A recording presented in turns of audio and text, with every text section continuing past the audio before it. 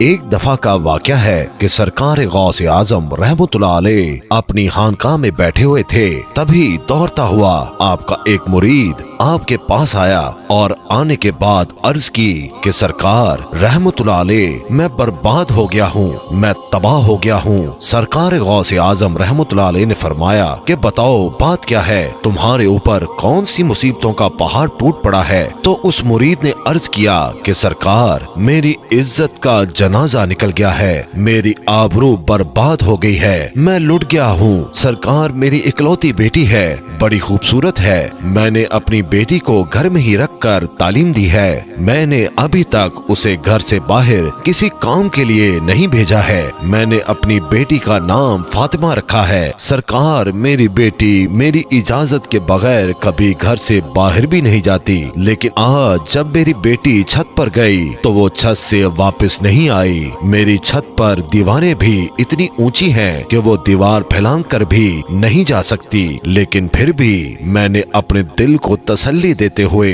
اپنے آس پڑوس میں پتہ کروا لیا اور رشتہ داروں میں بھی پتہ کروا لیا ہے، مگر کہیں بھی میری بیٹی کا نام و نشان نہیں ملا ہے۔ سرکار غوث اعظم رحمتullah علیہ مجھے میری بیٹی چاہیے اور زندہ چاہیے۔ سرکار غوث اعظم رحمتullah علیہ نے فرمایا ٹھہر جاؤ، اور سرکار غوث اعظم نے اپنی آنکھوں کو بند کر لیا۔ چند ہی لمحوں کے بعد آنکھیں کھولیں اور اپنے اس مرید سے فرماتے ہیں اپنے دل کی بےتابی کو دور کر دو، تمہاری بیٹی آج ہی ملے گی اور زندہ ملے گی اور پوری عزت کے ساتھ ملے گی۔ پھر سرکار غوث اعظم رحمتullah علیہ نے فرمایا اے میرے مرید کیا تم جانتے ہو کرب کے ویرانے کو؟ تو اس مرید نے عرض کیا سرکار وہ تو بڑا بھیانک جنگل ہے، بڑا دہشت ناک جنگل ہے، دن میں بھی وہاں جاتے ہوئے ڈر لگتا ہے۔ تو حضور غوث اعظم رحمتullah علیہ نے فرمایا کہ تم کرب کے ویرانے میں چلے جاؤ، پہلا قلعہ چھوڑ دینا، دوسرا قلعہ بھی چھوڑ دینا اور تیسرے قلعے کی چوٹی پر جا کر بیٹھ جاؤ، وہاں جا کر میرا نام لینا اور پڑھ کر اپنی انگلی پر دم کر لینا اور اپنے چاروں طرف ایک لکیر کھینچ لینا، پھر وہاں سے جناتوں کی فوجیں گزرنا شروع ہوں گی۔ وہ جنات دھاڑتے ہوئے بھیانک آواز نکالتے ہوئے تمہارے اوپر حملہ کرنے کی کوشش کریں گے، لیکن کوئی بھی جن میرے نام کی کھینچی ہوئی لکیر کو پار نہیں کرے گا۔ جب وہ تمام جنات کی فوج چلی جائے گی تو آخر میں شہنشاہ جنات کی سواری آئے گی، اور وہ شہنشاہ جنات اتنا طاقتور ہے کہ وہ بڑے بڑے پہاڑوں اور درختوں کو اکھاڑ سکتا ہے، وہ سب کام تو کر سکتا ہے لیکن میرے نام کی کھینچی ہوئی لکیر کو وہ بھی پار نہیں کر سکتا۔ پھر وہ شہنشاہ جنات آپ سے پوچھے گا، پھر آپ اس کو اپنی پوری داستان بتا دینا کہ میں حضور غوث اعظم رحمتullah علیہ کا مرید ہوں، انہی کا بھیجا ہوا ہوں، مجھے میری بیٹی آج ہی چاہیے اور زندہ چاہیے اور پوری عزت کے ساتھ چاہیے۔ اگر میری بیٹی کو کچھ ہوا تو میرے پیر کے قہر سے پوری قوم جنات کو کوئی نہیں بچا سکے گا۔ حضور غوث اعظم کا یہ مرید کرب کے ویرانے کی طرف چل دیتا ہے، 2 قلعے چھوڑنے کے بعد تیسرے قلعے پر بیٹھ جاتا ہے، کرب کے ویرانے پر جا کر حضور غوث اعظم کا نام لے کر اپنی انگلی پر دم کرتا ہے اور چاروں طرف لکیر کھینچ کر بیٹھ جاتا ہے۔ جنات کی فوج گزرنا شروع ہو جاتی ہے، بڑے بڑے خطرناک جن گزرتے ہیں اور اس پر ہر طرف سے حملہ کرتے ہیں، لیکن سرکار غوث اعظم رحمتullah علیہ کے نام پر کھینچی ہوئی لکیر کو جب وہ چھوتے ہیں تو اس سے ٹکرا کر بھاگ جاتے ہیں۔ سارے جنات کی فوج چلی گئی، آخر میں شہنشاہ جنات کی سواری آتی ہے،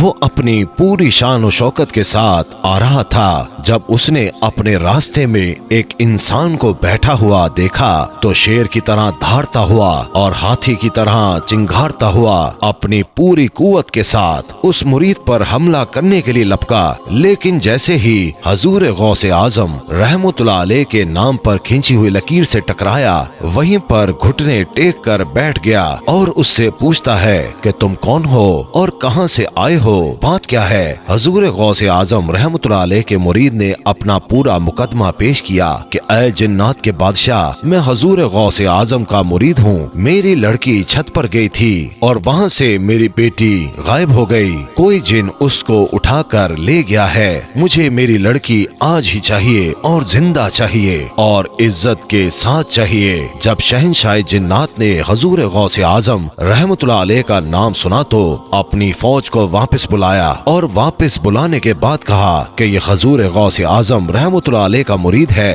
उसकी बेटी गायब हो गई है। कोई जिन उसे उठा कर ले गया है। तुम पूरी दुनिया के कोने कोने में फैल जाओ, समंदर की गहराइयों में उतर जाओ, कुओं की गहराइयों में उतर जाओ, पहाड़ों में वीरानों में तलाश करो, जंगलों में तलाश करो, आबादी में तलाश करो। जैसे भी हो उस लड़की को लेकर आना और जो जिन उस लड़की को ले गया है उसको भी लेकर आना। पूरी जिन्नात की फौज चल देती है। मगर शहंशाह जिन्नात ने फिर उन लोगों को वापस बुलाया और बुलाने के बाद कहा कि आकर ये मत कह देना कि लड़की हमें नहीं मिली है, इसलिए कि अगर लड़की जिन्नात के पास न होती तो हजूर गौसे आजम रहमतुल्लाह अलैह अपने मुरीद को मेरे पास कभी नहीं भेजते।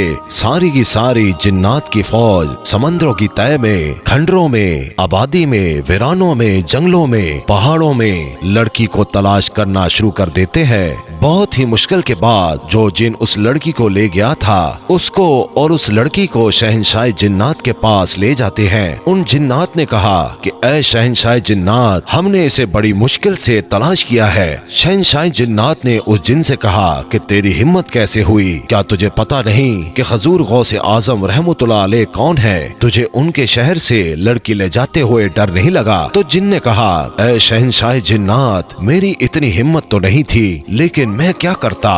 मैं हवा में उड़ता हुआ जा रहा था कि ये लड़की अपने मकान की छत पर इस अंदाज में खड़ी थी कि इसके बाल बिखरे हुए थे, इसका चेहरा खिला हुआ था और ये अपने नाजो अंदाज में खड़ी हुई थी।